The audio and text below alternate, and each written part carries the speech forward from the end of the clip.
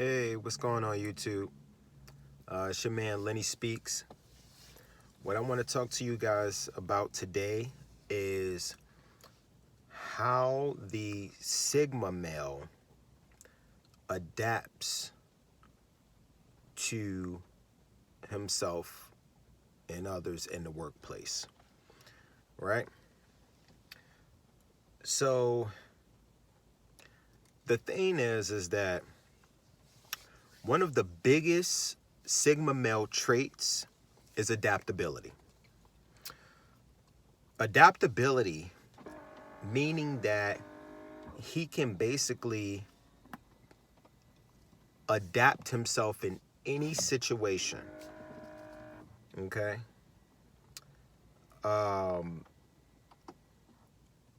Within the workforce, the Sigma male, doesn't care about reaching certain plateaus in the workforce chain. He doesn't care about becoming leadership. He just wants to get a check so he can use that money to apply it to things in his life where he has control and full dominance over his life for independence. That's why a lot of times a Sigma male will have a side business, and he is simply using the money to reinvest into his purpose.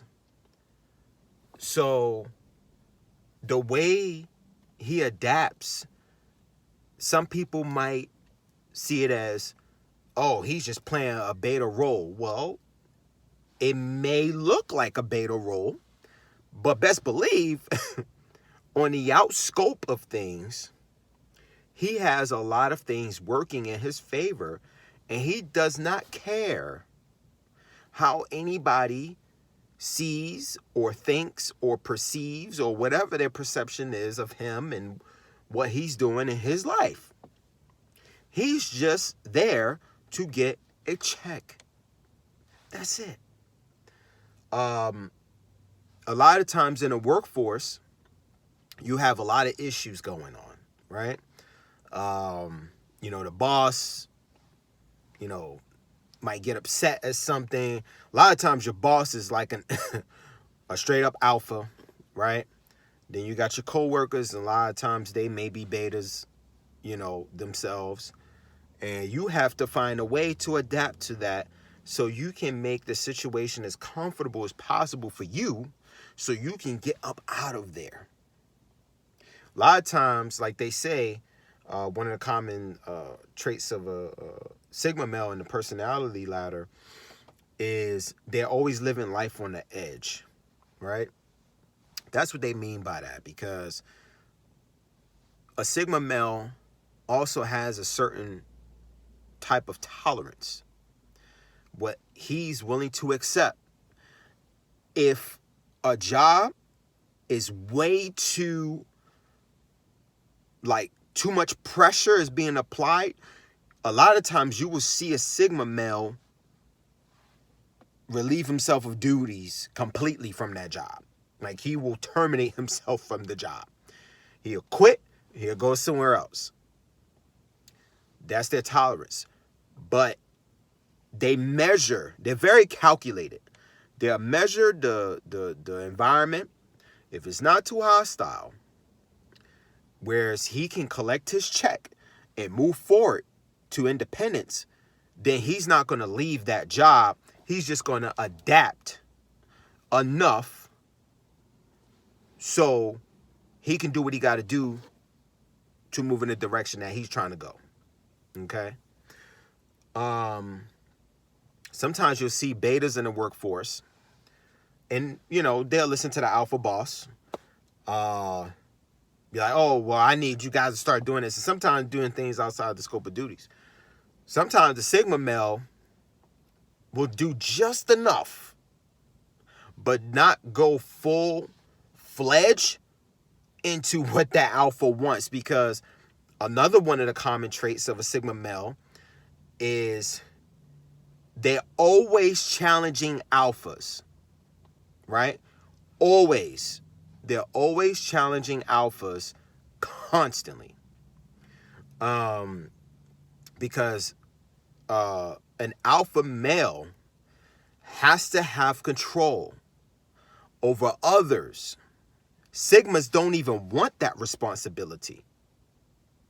So sometimes alphas play certain tactics and games, if you will, to maintain that control over the environment for their self-development and worth. Even if it might be some things that are far-fetched. Sigma males typically don't like that. So they will challenge the alpha. And the alpha will respect the Sigma. They don't like them per se, but they respect them because of their challenging them. They don't like it. They would rather have a beta just, okay, boss, I'll go on and do it. Sigmas will challenge it, right? And they'll come to a mutual ground. So they can make the situation comfortable for themselves to move forward. Be like, okay, that's what I need to do. All right, cool. No problem. Just know that this might be an issue in the future. You'll always see a Sigma challenging constantly. They're like that child that just always has something to say, even when it's right. And that's how Sigmas adapt themselves in the workforce. They avoid confrontation because there's a difference. There's a difference between confrontation and just like mere starting arguments, right? Sigmas don't do that. We don't just start an argument for the sake of starting an argument. It has to be some kind of resolution. All right? It's never just dry. It has to have some kind of basis to the argument. Right? So, like for instance, if let's say they got a new software, right?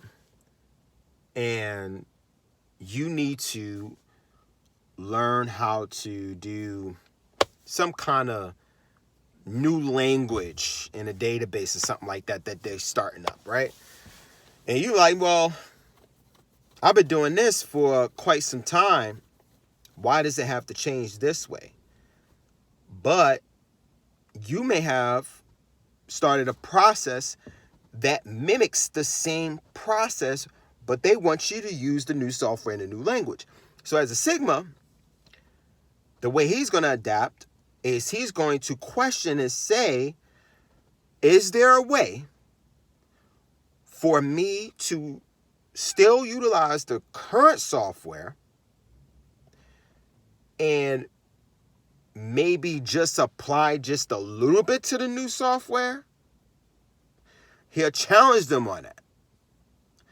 And that's how he'll be able to adapt himself in the workforce. This is very critical and very important. If you're going to be practicing the Sigma male architecture, you need to learn the traits.